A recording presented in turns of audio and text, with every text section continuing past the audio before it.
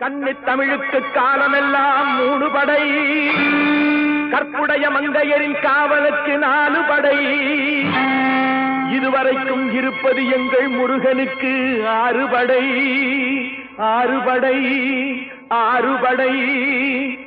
இன்று எங்கள் மருதமலை கோயில் ஒரு 7 படை, 7 படை, 7 படை.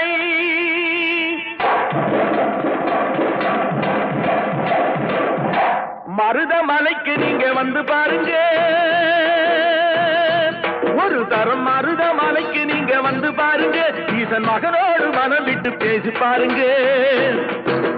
மருதமலைக்கு நீங்க வந்து பாருங்க, ஈசன் மகனோடு மனம் விட்டு பேசி பாருங்க. தீராத வினைகள் எல்லாம் தீர்ந்து போகுங்க, சத்தியமா சொல்லுறேன், தீராத வினைகள் எல்லாம் தீர்ந்து போகுங்க. அது